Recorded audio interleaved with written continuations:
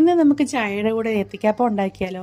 അപ്പോൾ ഇതെങ്ങനെയാണ് ഉണ്ടാക്കുന്നതെന്ന് നോക്കാം. ഇതിന് പലയിടത്ത് പല പേരായിട്ടാണ് പറയുന്നത്. ഞങ്ങൾ ഏത്തയ്ക്കാപ്പം എന്നാണ് പറയുന്നത്. അപ്പോൾ കുറച്ച് മൈദ എടുത്തു, അതിൻ്റെ കൂടെ കുറച്ച് അരിപ്പൊടി ഇട്ടു, മധുരത്തിന് ശകലം പഞ്ചസാര ഇടുന്നുണ്ട്, ശകലം സോഡാപ്പൊടി ഇടുന്നുണ്ട്, ശകലം ഏലക്കാപ്പൊടി, കുറച്ച് എള്ള് ഒരു അലങ്കാരത്തിന് വേണ്ടിയിട്ട്, കൂടെ മഞ്ഞൾപ്പൊടി കളറിന് വേണ്ടിയിട്ട്, ആവശ്യത്തിന് ഉപ്പും കൂടി ചേർത്തിട്ട് ഇതൊന്ന് ഇളക്കിയെടുക്കുക. ഈ പൊടികൾ ആദ്യം ഒന്ന് ഇളക്കിയതിന് ശേഷമേ വെള്ളം ഒഴിക്കാവുള്ളൂ, എങ്കിലേ എല്ലായിടും മിക്സ് ആവത്തുള്ളൂ ഒരേപോലെ. അപ്പോൾ ആവശ്യത്തിന് വെള്ളം ഒഴിച്ചു. ഒരുപാട് ലൂസ് ആവാതെ കലക്കിയെടുക്കണം. ഇനി നമുക്ക് ഏത്തയ്ക്ക കട്ട് ചെയ്തെടുക്കാം. ഞാൻ രണ്ടായിട്ട് മുറിച്ചതിന് ശേഷമാണ് ഇങ്ങനെ കട്ട് ചെയ്തെടുക്കുന്നത്. ഇനി ചട്ടി അടുപ്പത്ത് വെച്ച് വെളിച്ചെണ്ണയാട്ടോ ഉപയോഗിക്കുന്നത്. വെളിച്ചെണ്ണയ്ക്കൊക്കെ നല്ല വിലയാണ്, പക്ഷേ ടേസ്റ്റ് വെളിച്ചെണ്ണയിലായതുകൊണ്ടാണ് വെളിച്ചെണ്ണയിൽ ഉണ്ടാക്കുന്നത്.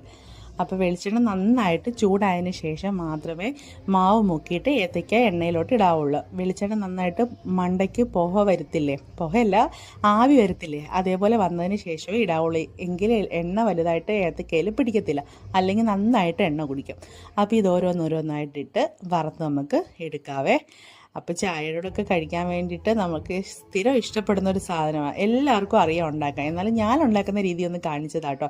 അപ്പോൾ ഇങ്ങനെ ഒന്ന് എല്ലാവരും ട്രൈ ചെയ്ത് നോക്കണം. പിന്നെ കാണാം കേട്ടോ.